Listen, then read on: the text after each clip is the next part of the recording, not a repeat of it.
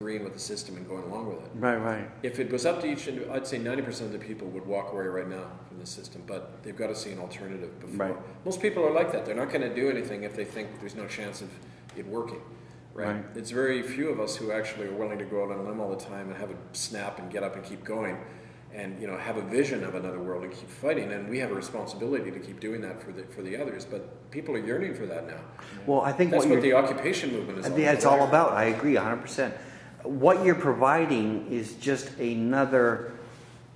It's another prong on the. It's another gear. You know what I mean? Because what people need is, even in our individual lives, when we don't make a decision like that.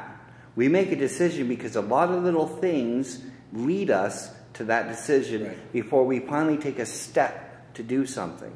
All of what I've said before about the Occupy movement is the Occupy movement isn't a new thing. It's a cyclical event. You see it in the when in the fall of cultures all through time. You've seen it in the French Revolution. You've seen it in the 60s when they had that, and that got co-opted, and And I think this one's just too big to co-op. Yeah. It's in 4,000 cities worldwide right now, and it's a huge wave. It's like a tsunami. It's like 60s times 1,000 because of our interconnectedness now. If we would have had the internet back in the 60s, this would be all over. Yeah, and I saw a really neat picture. It's one of those historic photos you see, and it was in San Francisco where there was 100,000 people in the streets, and they shut down the waterfront for a while, and they were beginning to affect the economy, so the big boys are getting worried about that, right? So what was interesting about this picture, it showed a young man and woman. They were like 18, 19, and they're the ones who tend to make revolutions, people at that age. And they were talking to these riot police, and they had such innocence and love and truth just looking into the eyes of these guys. And each one of these guys was like this firm mask behind the riot shield, right? But one of them you saw had broken a little bit, and he was looking at them with interest. That's what happens if you read accounts of revolutions. When the army and the police start going over, happened in Egypt most recently, right? Right. That's when the power of the state collapses because they don't have it anymore. And that began to happen. That's why they had to pull out of Vietnam. The army had collapsed. Yeah. And when you make the moral appeal to the heart, they have no defense against that. That's why they have to incite violence so that people get out of their hearts and they have a way to justify the violence and repress and stop that. And I think that's the way they're trying to stop them right now, too. They always do it. You can predict what they're going to do. Any veteran of any of this movement knows exactly what they're going to do, and they can recognize, see it coming. But the younger people don't have that experience, and it's hard to just go and teach them because they have to learn it for themselves. But then in so doing, there's a lot of defeats. Yeah. And the defeats tend to demoralize people, isolate them back into their own little lives again. So we have to find some way of sharing those lessons to say, okay, here's exactly the plan. Yeah. And they may vary a little bit, but the aim is to divide and conquer like they did with the Native people here, and they're still doing through their band councils and everything. Divide and conquer by offering some of you reforms and ICE saying, those guys are crazy, don't associate with them, which is what they try on me all the time, about me. Right.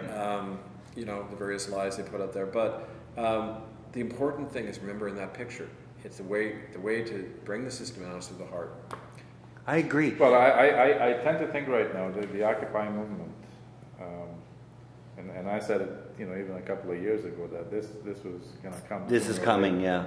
Because I think part of the idea was, and this is, I don't know, whatever conspiracy theory that you want to talk about, in the U.S. they were building like these camps, that the FEMA camps. Potentially, they can fit a lot of folks, and what would be the reason? They want to build more jails now. They want to do all this kind of thing. Well, I think that's part of the G20 was a perfect example of how they try to manipulate the situation and not allow the type of things that people were talking about, and it shows that our so-called democracy is not really a democracy. It's just up to what limits they allow you to be. No, democracy is two wolves and a sheep fighting over what's for dinner. So now I think people are starting to get that little whiff, that maybe there's a little bit more to it. So now they're testing the waters. I don't think the Occupy movement still has a defined goal as yet, right? But it's testing the waters to see what you know, the response. Well, consciousness doesn't have a defined goal. And I think the Occupy movement is reflective of that. It's alive, therefore it's growing. Yeah. And it's not an organization, it's an organism, if you like. It's an organism. It's an organism. I agree. And the thing is, sooner or later, I've been saying that sooner or later, somebody's going to make a big mistake, right? By, you know, arresting or doing, you know, some killing or something is going to happen somewhere along the line, which is going to create a bigger wave. Yeah, and then the water will come over the edge of the pail, and that'll be it. And then the water's still. And I think now they're starting to worry because the politicians are, you know, I mean, here supposedly they're concerned about a park that you know is being torn apart and is going to cost a whole bunch of money. Yeah. You know? But, they went in there to clean it up. Yeah, exactly. So, you know, but that I think that's just a, you know, a sidebar to try to confuse people.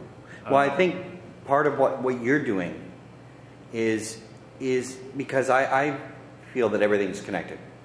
All of these things that are connected. And when you said that you witnessed one-on-one that the people are actually waking up, you're not just imagining, you're not just hoping that would be the case. You're literally seeing that more and more people are waking up to these things. And maybe it is the time for that. So when you do this thing in April, I think you're gonna, I mean, I can't predict the future, but it's possible that you'll have even more of an effect than you had the last two times. I think it will, because each time we've done it, we've gotten more support on the ground. Well, even more so the fact that this whole thing started as a native Canadian thing, and now it's becoming a worldwide thing. Yeah, so. yeah, for sure. And it's funny too, wherever I go, people know about me. It doesn't matter what city you attend. Copenhagen, I was in Slovenia, you know, up in the mountains of former Yugoslavia, a little village, and they heard about me. Yeah. Literally, it was a small town. It wasn't a village exactly, it was 10,000 people, but Kevin Anna, a lot of them speak English over there, but yeah, they know about, and the miracle of the internet, if you want to call it. I mean, it's just, it's amazing to walk into that situation. So I remember back in the 60s, people learned things a lot slower because it was leaflets and telephones. Well, there was, Now it's like, instant. Yeah, it's instant knowledge, instant. And I think what was happening in the Arab countries, I think fueled this all these movements, and now I think, you know, as they grow, a lot of these institutions and governments are going to become very, very worried. 2012 is going to be a very interesting year. You know, I was saying that I thought from those, when they talk about 2012 being, you know, a new consciousness and all this kind of stuff, that was a new consciousness. Yeah, that's it. What's going to happen in 2012 is going to be an anarchy, not consciousness in the sense of, you know, waking up and, making some. But waking up is part of it. No, but I mean, you know, people think it's all the word anarchy means, anarchos means no authority. Yeah. It doesn't mean violence, it doesn't mean bomb theory. And that's what they did to brainwash people. All it means is you don't have an authority over you. You're self-governing. Exactly, self-governance. Self-governance. And people who are conscious self-responsible, you don't need government, you don't need authority, you don't need police or jails. We manage just like indigenous people do traditionally. Mm-hmm. You don't need to be ruled. You don't need to ask permission. No. We're all grown-ups now. Right. Yeah, but I mean, this is the thing, right? If you think back in like you say, indigenous people and you know, back, you know, in other cultures, you know, what kind of, did they ever have jails? I don't recall ever there weren't hearing jails. that in history. They called it, it's a fancy term in anthropology, distributive rather than retributive justice. So in a community, and I know people on the coast were telling me this among the Cowicans, if somebody did a crime, they were banished from the community. Yeah. They were ostracized, and in a close-knit system like that, that's like death. That's like death, yeah. But you know, they also had a way of protecting children. If anybody harmed a child, there was a group among the Cowichan people, a group of men security, like the Men's Fire group here in Mohawk. Okay. They'd take the offender out into the woods and you'd never see them again. Yeah. Because, and I said, oh, they killed him? And he said, well, the life of an individual is as important as the life of a child, because they're our future. They knew that if we allow that to happen to our children, we don't have a future. Exactly. Right. So that's no toleration, just no toleration. Child abuse, as opposed to 1 year sentence and then you're out again to do it again. Or a couple months. Exactly, What does it tell you about And a big pension plan. Couple months jail, big pension plan. It's a reward for harming children. Unbelievable. So that's we're upside down. We are. We are sort of, the whole system is upside down. And maybe that's part of the problem.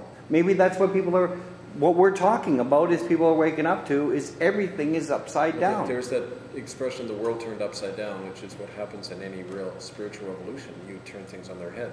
Right. And that's what we're talking about. You know, when a law comes into effect, right? Do we make those decisions or the politicians make? But because we chose those politicians, right? We give them the right to do whatever. But they're part of a system. Yeah, we chose the choice of what, 2, 3? Yeah, exactly. Yeah, but they are part of the system. That's the funny thing that people do not understand. So we withdraw that. Just withdraw the allegiance to the system. Stop electing them. Stop paying their taxes. Be self-governing, and they'll fall. Exactly. Stop paying them. Yeah. Maybe they'll go. Saying, you don't represent me. Get a real job. Nobody can represent me. No, you're grown up. You're a big boy. I take responsibility, so you can look after yourself. That's what we got to show people. Like anyone can do that. Yeah, I agree. Well, obviously that fella did. Okay. So he managed to do. Well, I'd like to thank you. Thank you both. I'd like to thank you for a very interesting conversation. Yeah. We went off into some unusual areas, but you know what? That's just part of the consciousness. Yeah, that's right. We need to go into all these areas because they are all connected. Yeah. It's a wheel, and these are just spokes. Mm-hmm. The hub is what's important. Right.